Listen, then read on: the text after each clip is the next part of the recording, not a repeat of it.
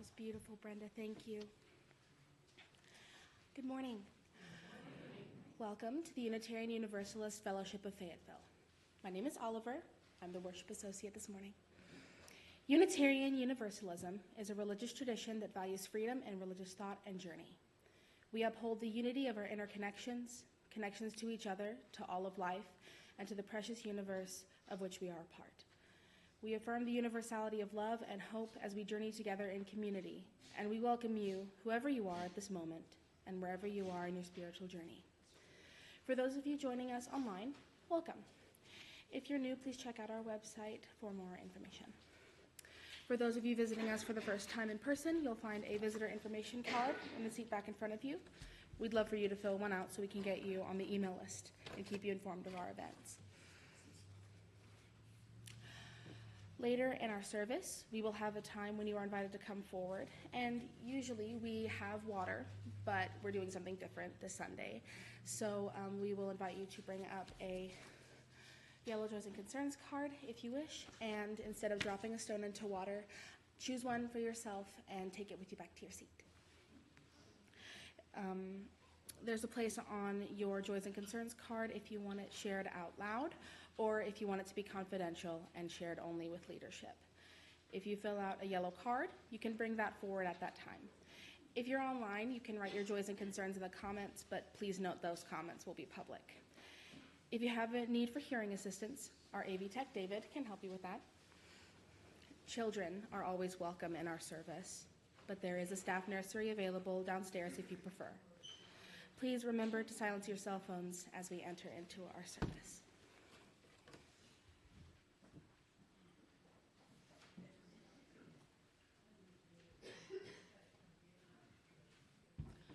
Good morning. Please join me in the chalice lighting words as I light the chalice. Love is the spirit of this community, and service is its prayer, to dwell together in peace, to seek knowledge and truth, and to help one another. Thus do we covenant together.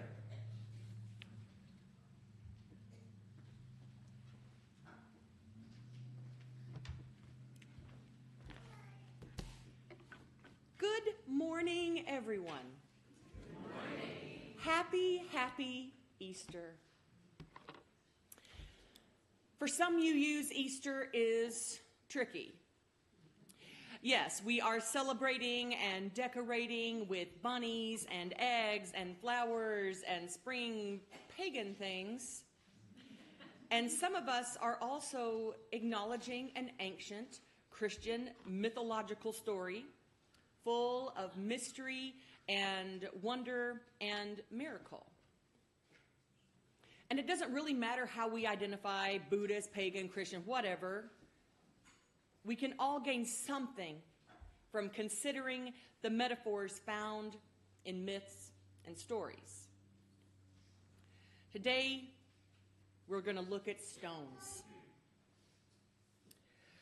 First, the part of the Christian story when the women who were going to go and deal with Jesus' body discover that the huge boulder had been rolled away from the tomb entrance. The account of this story is found in all four Gospels, but the most detail is in the book of Luke. So here we go. Yes, I'm reading from the Bible. Luke chapter 24, verses 1 through 12. Okay, and this is in the most liberal Revised Standard Version that I could find. On the first day of the week, very early in the morning, the women took the spices they had prepared and went to the tomb. They found the stone rolled away from the tomb, but when they entered, they didn't find the body of Jesus. While they were wondering about this, suddenly 2 men in clothes that gleamed like lightning stood beside them. In their fright, the women bowed down with their faces to the ground, but the men said to them, "Why do you look for the living among the dead? He's not here. He's risen. Remember how he told you while he was still with you in Galilee, the Son of Man must be delivered over to the hands of sinners, be crucified, and on the third day be raised again." And then they remembered his words. When they came back from the tomb, they told all these things to everybody. They told them to the 11 disciples and then to all the others. And it was Mary Magdalene, Joanna, Mary, mother of James, and the others with them who told this to the apostles. But nobody believed them because their words seemed like nonsense. Peter, however, got up and ran to the tomb. And he saw that the strips of linen were lying by themselves. And he went away wondering to himself what had happened. Yeah. What had happened? Based on archaeological findings of similar tombs from the Second Temple period, the stone covering Jesus' tomb was likely a massive disc-shaped or square slab. While the Bible does not provide exact measurements, scholars and archaeologists use similar first-century sites to estimate the size, probably 4 to 4.5 feet in diameter, probably 12 to 15 inches thick, and an estimated 3,000 to 4,000 pounds, making it roughly the weight of a mid-sized car. That's a big rock. And in the non-canonical Gospel of Peter, it said that the stone rolled on its own. Woo! I was discussing this concept with my son Thomas, and he mentioned the boulder of Sisyphus. Have y'all heard of that story? Okay. The story goes like this. In Greek mythology, Sisyphus was the king of Corinth who twice cheated death and outsmarted the gods. As punishment in the underworld, Hades condemned him to roll a massive boulder up a steep hill.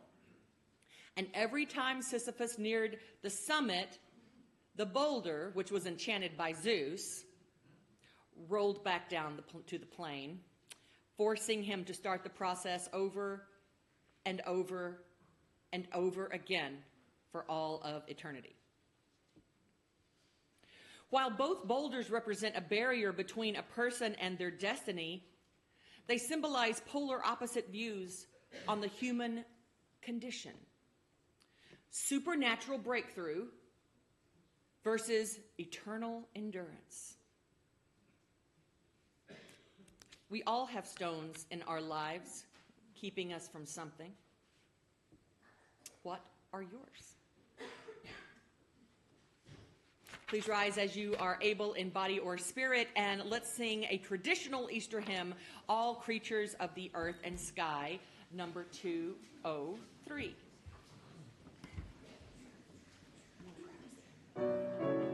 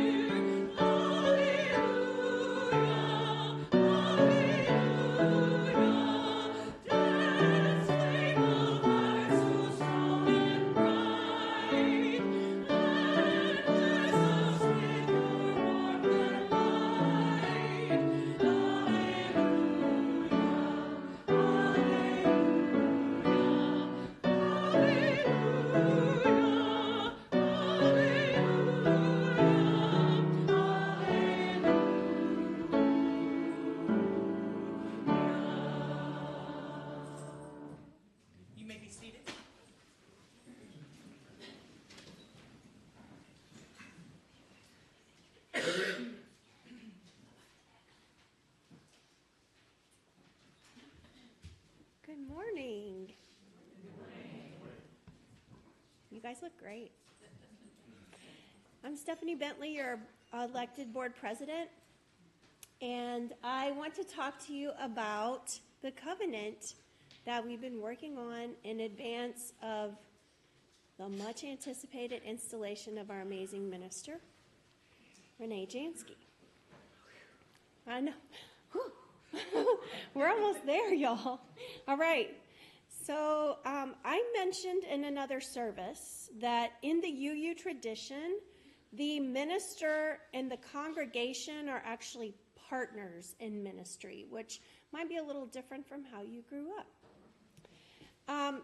As Renee and UUFF deepen our commitment to one another, it's customary to form a covenant to solidify our promises to support each other in ministry.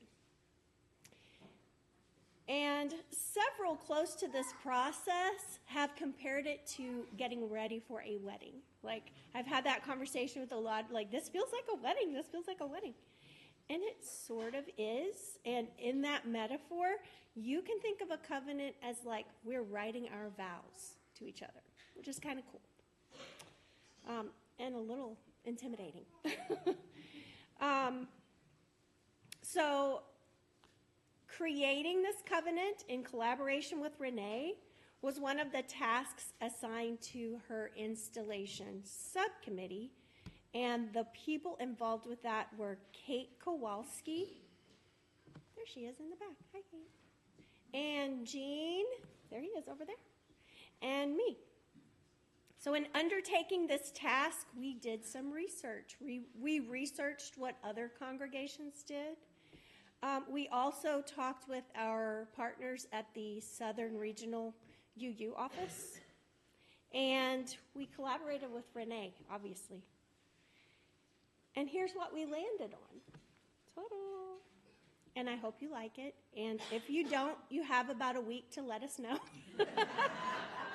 But seriously, it is, like Renee used the word, it's a charge. So it's a charge to you all. And it is important that you're comfortable with it. So let myself or Jean, wave Jean, there's Jean, or Kate know if you have any suggested edits. So let's look at it together. We, the Director of Ministries, that's going to be Renee's new title, and the members of the Unitarian Universalist Fellowship of Fayetteville enter into a relational covenant. Sounds serious, doesn't it? Grounded in the beliefs and shared values of the Unitarian Universalist Association, the UUFF Covenant of Right Relations, and the UUMA, that's the Unitarian Universalist Ministers Association, Guidelines for the Conduct of Ministry. In the Unitarian Universalist tradition, the congregation is the highest authority. At the same time, we partner with Renee to live out our shared values, vision, and mission. We call Renee to serve as a spiritual and pastoral leader, guiding our shared journey with honesty, reflection, and purpose, so that we may grow in compassion and truth as we serve the wider world. To support a healthy shared ministry, we commit to the following. The congregation will support Renee's personal and professional well-being, recognizing that strong leadership helps nurture a thriving, intentional, beloved community. Renee will both challenge and support us as we strive for open minds and hearts and deepen our commitment to Unitarian Universalism. Renee will inspire members of UUFF to widen our circle toward a more radical welcome. We will speak honestly and act with compassion, taking responsibility for our words and actions. Renee and congregational leadership will balance transparency with respect for confidentiality. We will work together to live into our covenants. Together we will honor our past while creating new possibilities for the future. We acknowledge that we will not live into this covenant perfectly. When we fall short, we will forgive ourselves and one another and begin again in a spirit of trust, compassion, and curiosity. Thank you.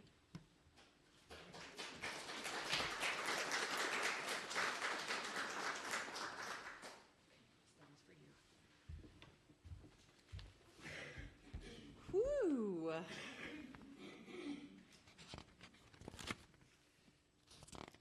It's heavy a little bit, isn't it? But also full of joy. A lot of ministers or directors of ministries get installed right away, and I wanted to wait because I wanted to be sure. So thanks for being patient with me and letting me wait. Okay, next. Joys, concerns, and milestones. A little different today. In religious community, we share our joys and our triumphs, our sorrows and our broken places. Because love is what connects us, and love is made up of many different things, many different feelings, many different events. In this circle of care, we make space for the complexity of life, the myriad experiences that bless and break our hearts. The truth of human experience dictates that on any given day, we each come to the table with hearts in different places. We love through interaction, and it's in our interactions that we come to know the world and our place in it. And so, with this almost weekly ritual, we create the space we need to share ourselves.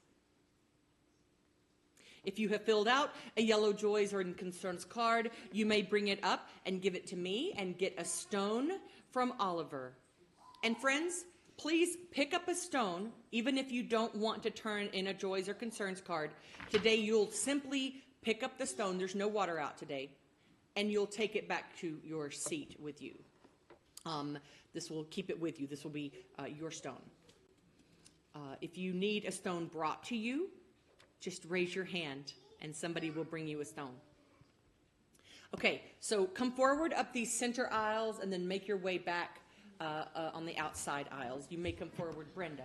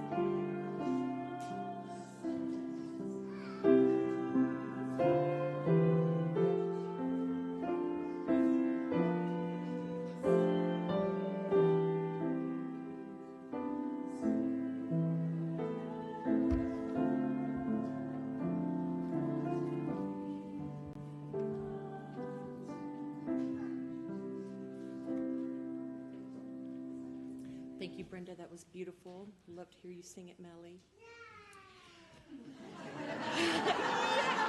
It's great, right? It's great. I think they speak for all of us.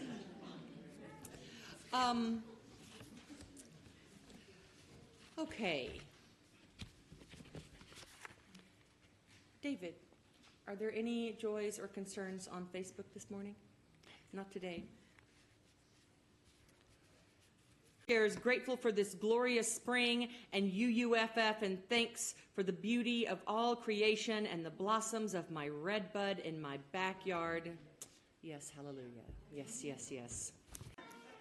I appreciate that comic strips illustrate and tell a story in 4 simple panels, like the Far Side comics by Gary Larson from 85 to 2000, such as the comic that an angel at the pearly gates who says, hey, no one gets into heaven unless they can perform the following equation of the square root of E equals MC squared.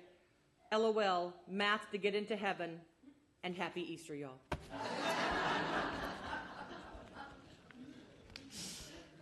So everyone has a stone, right? Does anyone else still need a stone? Anyone still need a stone? Raise your hand if you need a stone. Oliver will bring you one. Oh, okay, very good. Oh. Good, good. Any more stones needed? Don't be shy. We want you to have a stone. Okay, okay. Hey, oh good. Thank you. Oliver, let's place some stones on the altar for the joys and concerns that we hold quietly in our heart.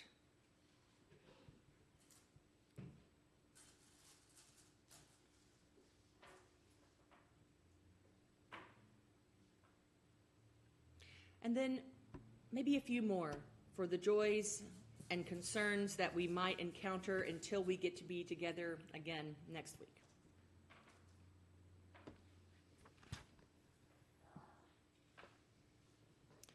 Thank you. Okay. Let's take, we're not going to do the big like breathing thing together, but let's just take a breath together. And then 60 seconds, quiet your mind. Quiet minds.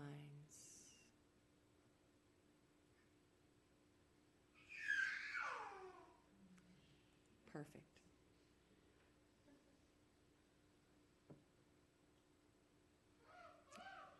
Relax the body.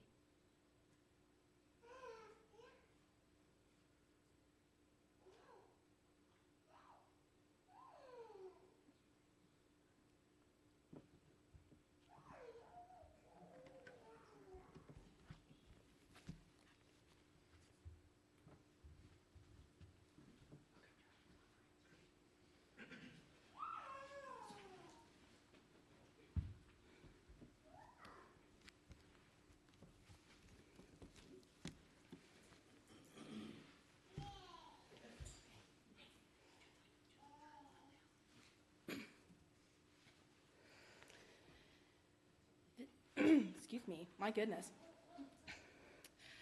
This fellowship is a theologically diverse religious community with membership open to all who are in accordance with our principles, our mission, and our vision. Our congregation is entirely self-governed by democratic process. One of the privileges of our free fellowship tradition is to provide all of the financial support for our many ministries among ourselves. Generosity, therefore, is one of the spiritual values we recognize as central to our personal and our institutional well-being. You are now invited to participate in the blessing of giving as the ushers come among you to accept the gifts of the congregation.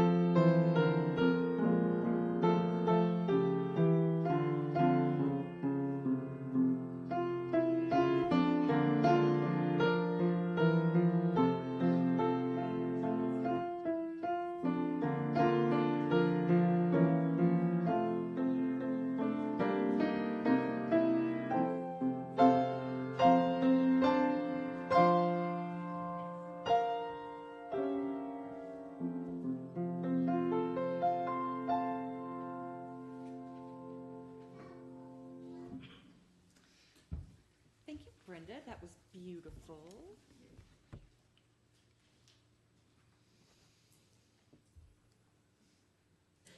As Unitarian Universalists, as I said earlier, our relationship with Easter can be beautifully complex.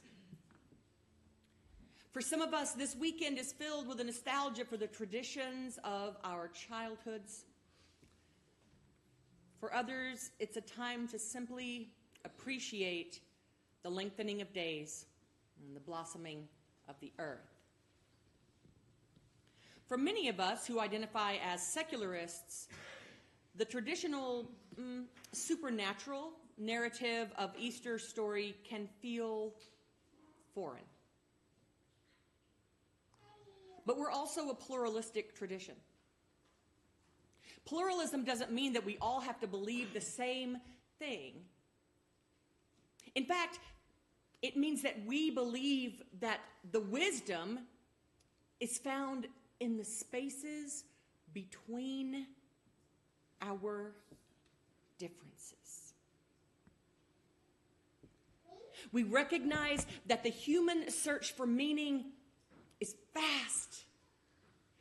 And different cultures and eras have used different languages and different stories to describe the exact same human experiences.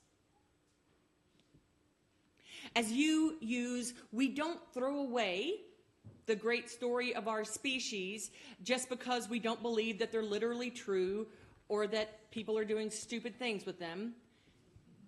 Instead, we look at them as mirrors, as teaching tools.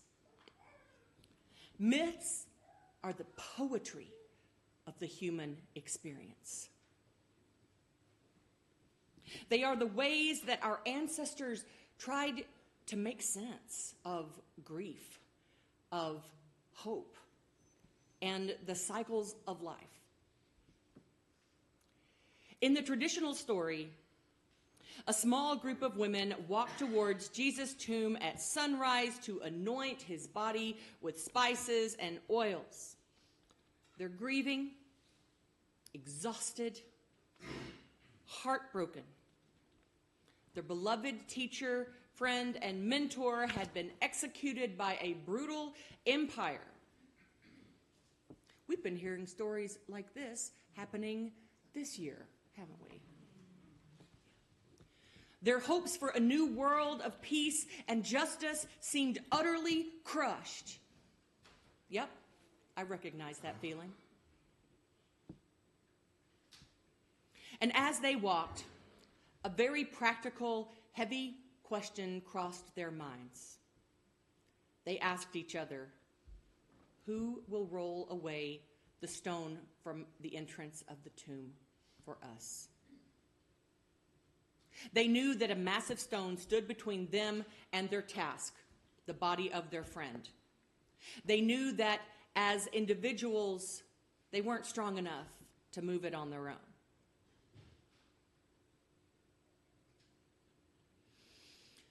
And you heard the story earlier. They looked up and saw that the stone, which was exceedingly large, had already been moved. Now, Matthew is the only canonical gospel, meaning like the 4 gospels in the Bible. It's the only one that tells us how. The other 3 just tell us that it had been moved. So Matthew says, and I'm paraphrasing here, an angel of the Lord descended from heaven and rolled away the stone from the entrance of Jesus' tomb. And the account describes a great earthquake, with the angel appearing like lightning and sitting on the stone and causing everyone around to tremble. Wow. Big myth, a big mythology, right? That's a lot of big story. So then we think about Sisyphus, consistently all the time rolling that stone up the hill, back up the hill, back up the hill. So for the Easter story, a supernatural or divine force moved the stone. The Sisyphus story, a human, Sisyphus himself, using just his humanness, rolled the stone. In the Easter story, it was like a one-time bombastic rolling. In the tale of Sisyphus, there was a constant, forever rolling. In the Easter story, the women were delivered from a horrible, impossible task, and they were the recipients of a miracle. With Sisyphus, it's all about endurance. He's the worker of a task.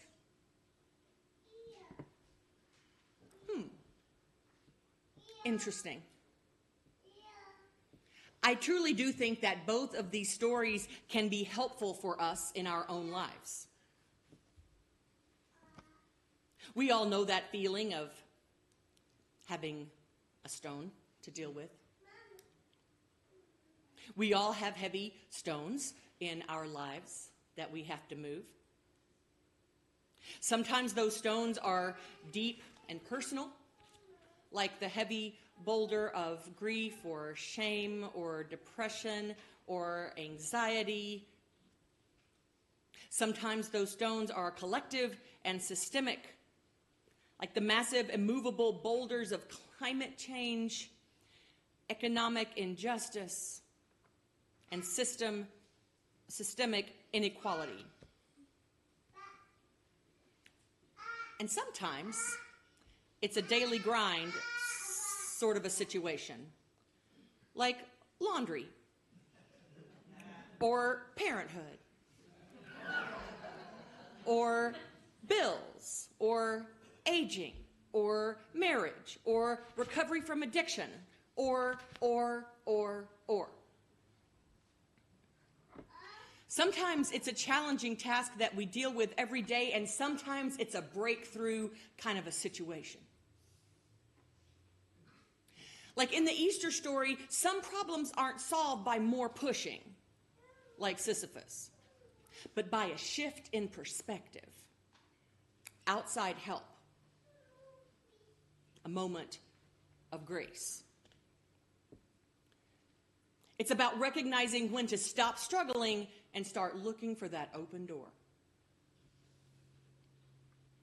And once the barrier or the boulder is moved, or there's at least a crack big enough to get through, stop focusing on the stone. We stop focusing on the stone, and instead we focus on the breakthrough that was revealed.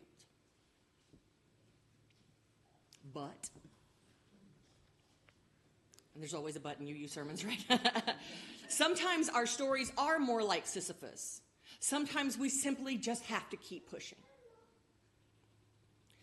This is the stone of process. Of process. Use this metaphor for that repetitive, unglamorous part that truly never ends. In the philosopher Albert Camus' interpretation of this story of Sisyphus, the victory isn't moving the stone, but Sisyphus' conscious decision to keep pushing it. By accepting the struggle, he becomes the master of his days and finds meaning in the effort itself rather than the result. So, we embrace the routine. Laundry, gym sessions, checking emails, all the things. Those are Sisyphean things. And y'all, we don't just look for a peak, because we'll be miserable when the boulder rolls back down. And it will, because I am going to have to go home and do laundry today. Dear ones, we find meaning in the effort. As Camus suggested, the victory is in the walk back down the hill. We use this metaphor to find dignity in the grind. If the task is inevitable, our only power, literally the only thing we've got, is our attitude towards it. Every time, no matter what, our attitude can change everything about a Sisyphean task. So therefore, dear ones, we own the rock. We own it. Instead of seeing our daily burdens as punishment, we view them as our rock. We take ownership of a difficult responsibility and transform it from a chore into a mission. That laundry's getting done. So then we have to ask ourselves, what stone are we dealing with when we're looking at a problem? It's complicated because, of course, we all have more than one stone. But part of getting to know ourselves is to parse them out. Organizational metaphors like this are very helpful to me, and I hope they're helpful to you too. I want us both to try to hold these two metaphors. Both of them are important. Because the truth is, we have both kind of stones. And the solution comes when we can balance them. If we only have Sisyphus, we burn out in despair. If we only have the tomb, we live in a fantasy waiting for miracles. We need the tenacity of Sisyphus to do the daily work of justice and love and all the other things, but we do need the vision and the hope of the stone that was rolled away to believe that one day the stone will stay rolled away. Ooh. Let the church say glory. My friends, the spring sun is rising. The earth is waking up. Life in all its messy, beautiful, persistent glory is demanding to be lived. May we be a people who witness and hold space for one another's heavy stones. May we be a people of hope, drawing from the rich diversity of human wisdom, helping each other roll away the stones of fear and isolation, stepping boldly into the bright, shared light of human love. Thank you. Our closing hymn will be a brand new one. It is number 7. And Brenda, I thought, would you mind playing the whole thing through so that we can get a sense of it? And my friends, let's rise as you are able in body or spirit.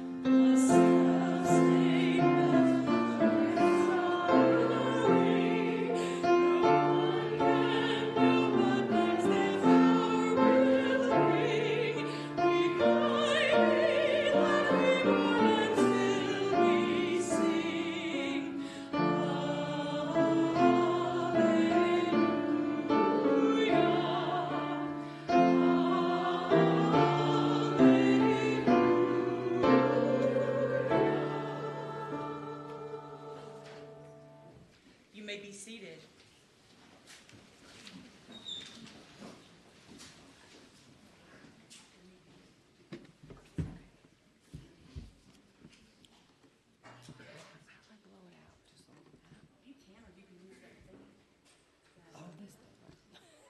See that? Never done this before.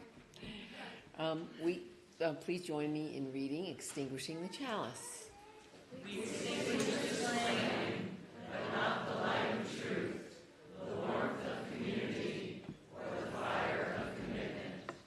These we carry in our hearts till we are together again.